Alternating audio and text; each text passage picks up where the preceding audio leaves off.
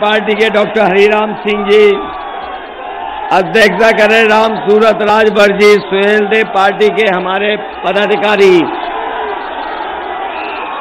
MLC Rakesh Guddu जी, मुन्ना राम यादव प्रमुख, राजेश पासवान, दिलवर यादव, दिनेश, संजय राजभर, राजपाल कश्यप, आनंद Bhadauria, Shakeel Nadvi, doctor आजम, मीर खां, देवनाथ, राधेश्याम, पन्नालाल यादव पहलवान और पार्टी के बहुत सारे सभी हमारे नेता और पदाधिकारी मंच पर उपस्थित।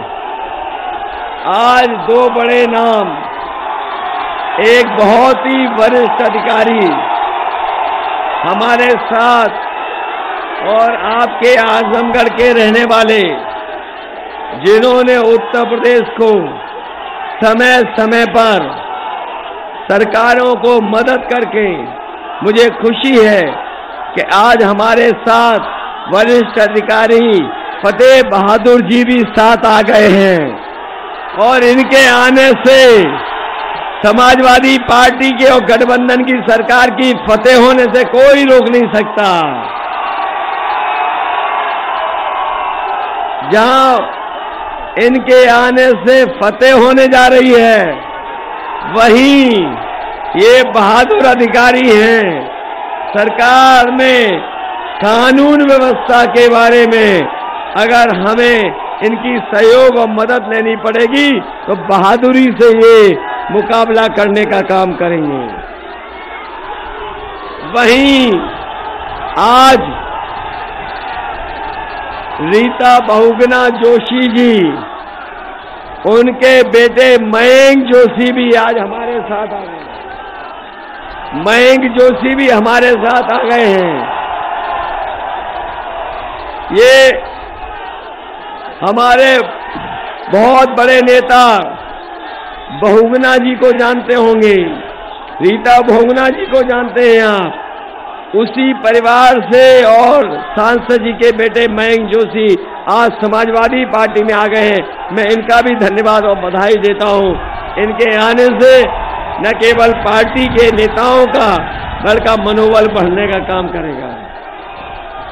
मैं इस चुनावी जनसभा में उपस्थित हमारे सभी बुजुर्ग, सभी किसान भाई और सभी नौजवान साथियों का बहुत बहुत धन्यवाद और आभार प्रकट करना चाहता हूं।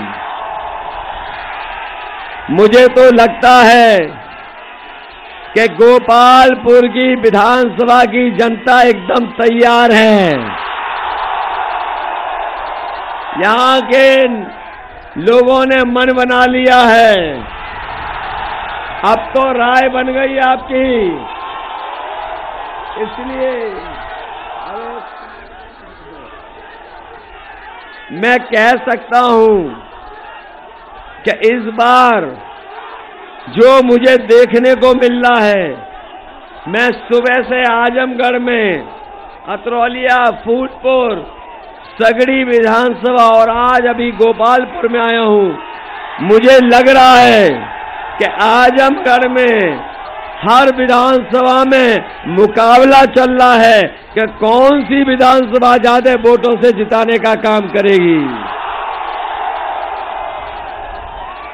ये जोश और उत्साह बता रहा है, ये जोश और उत्साह बता रहा है कि इस बार आजमगढ़ 10 में से 10 समाजवादी पार्टी को जिताने जा रहा है। और मुझे अपने नौजवानों पे भरोसा है। सुहेल देव पार्टी साथ आ गई, इनके कार्यकर्ता नेताओं पे भरोसा है कि यहाँ के लोग जब धुआंधार वोट डालने को तैयार हैं, तो मुझे पूरा यकीन है कि धुआं उड़ाने वाले इस बार धुआं धुआं हो जाएंगे। नौजवानों, जो गर्मी निकाल रहे थे, 6 चरणों में ठंडे हो गए।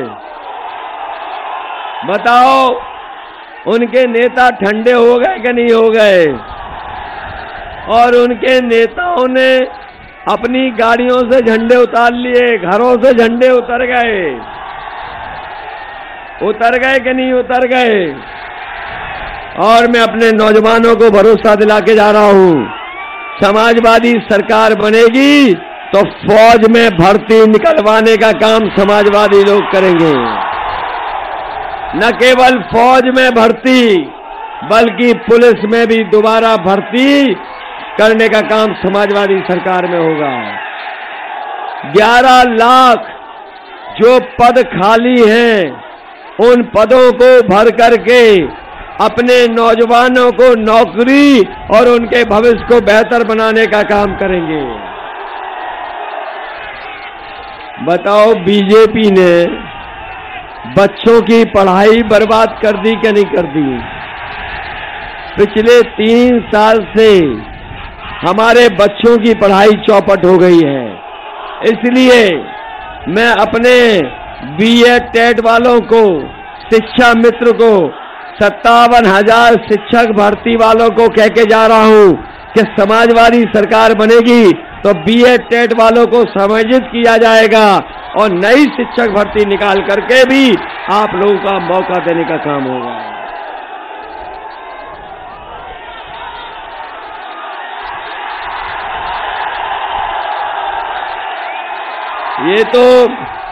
ये तो जानकारी मिल गई होगी कि 6वें चरण में ही भारतीय जनता पार्टी के छक्के उड़ा दिए गए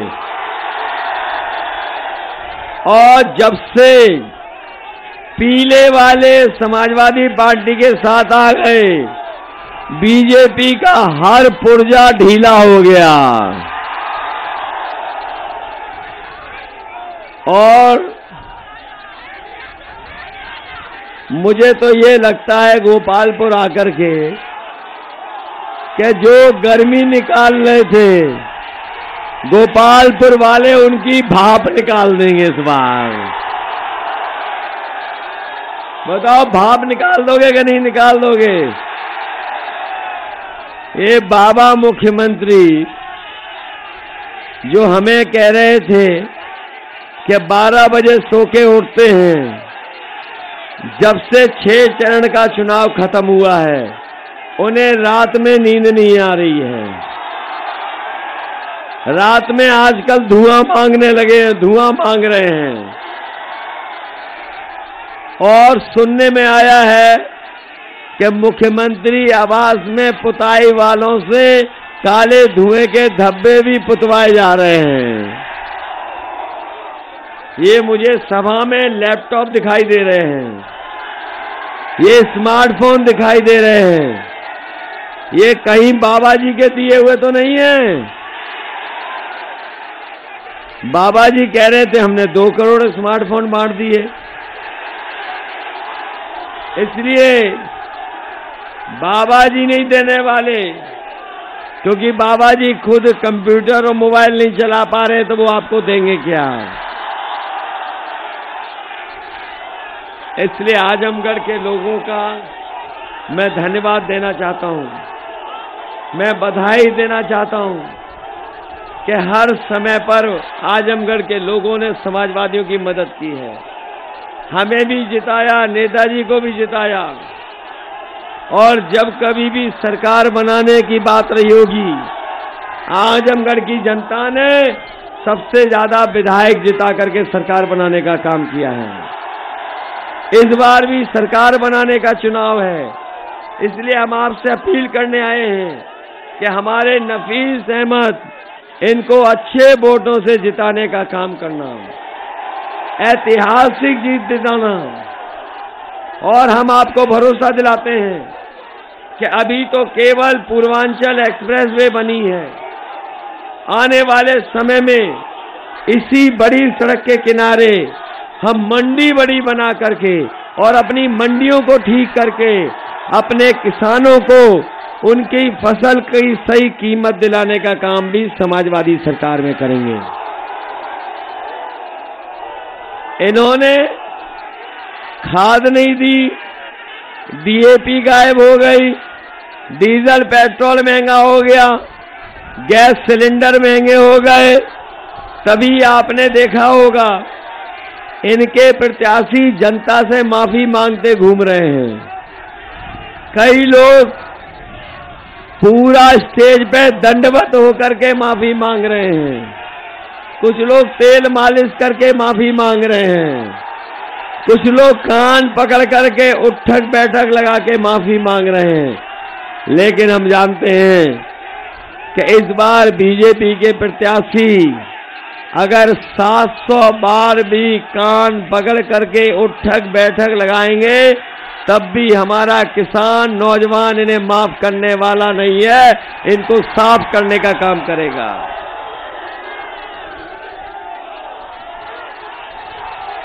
जो हमारी और अब आपकी टोपी पे कहते थे, उन्होंने टोपी पहन ली, लेकिन रंग बदल के टोपी पहनी है। इसलिए इन रंग बदलने वालों से सावधान रहोगे कि नहीं रहोगे? ये बीजेपी के लोग झूठ बोलने वाले, इनसे सावधान रहोगे कि नहीं रहोगे? ये चुनाव जहां झूठ बोलने वालों से बचना है, वही किसानों का चुनाव है, नौजवानों के भविष्य का चुनाव है, लोकतंत्र को बचाने का चुनाव है, संविधान को बचाने का चुनाव है और उत्तर प्रदेश को खुशहाली पे ले जाने का भी चुनाव है। इसलिए मदद करिए, मदद करोगे सब लोग। कोई ऐसी वैसी बात तो नहीं है, ये दूसरे दल वाले आ रहे हैं, इनकी सरकार नहीं बन रही है, सरकार तो साइकिल वालों की बन रही है। इसलिए एक एक वोट समाजवादी पार्टी के साइकिल पे डाल देना और हम आपको भरोसा दिलाते हैं, चाहे हमें अस्पताल बनाने का मौका मिलेगा तो अस्पताल बनेगा, बच्चों की पढ़ाई के लिए महाविद्यालय बनाने का काम होगा। हमने कहा है कि आजमगढ़ में खेल को लेकर के और आपके क्षेत्र में बच्चों की रनिंग ट्रैक के लेकर के या खेलने का स्टेडियम बनाना पड़ेगा तो बनाने का काम करेंगे। आजमगढ़ में जिस तरीके से समाजवादी सरकार में, लखनऊ में, बनारस में, कानपुर में और इटावा में एक दूध की डेयरी लगी थी बड़ी वाली, कन्नौज में, नोएडा में, झांसी में, अगली सरकार बनेगी तो हमें चाहे दूध की बड़ी डेयरी लगवानी पड़े तो यहाँ के किसानों की मदद के लिए एक बड़ी डेयरी लगाने का काम करेंगे। और अगर हमें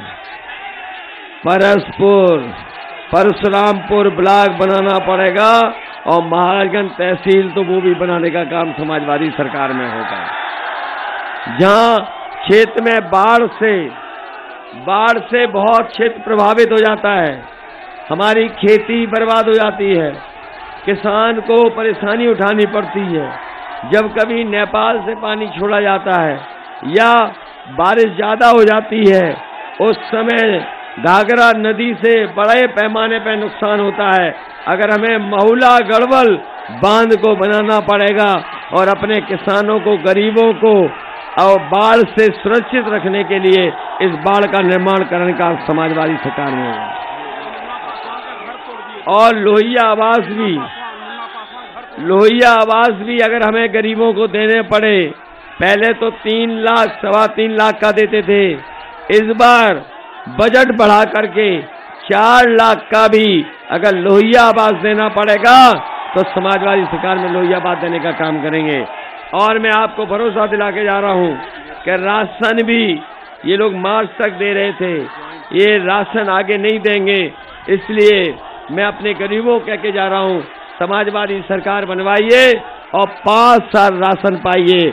राशन के साथ साथ घी, सरसों का तेल और दूध का मिल्क पाउडर भी अपने गरीबों को फ्री देने का काम करेंगे। मैं बधाई देता हूं नौजवानों को। ये लैपटॉप को समझते हैं। समाजवादी सरकार बनेगी तो अच्छी पढ़ाई करने वाले नौजवानों को हम लैपटॉप देने का काम करेंगे। वहीं जाति जनगणना करा करके आबादी के हिसाब से आपको हक सम्मान दिलाने का काम भी समाजवादी सरकार में होगा।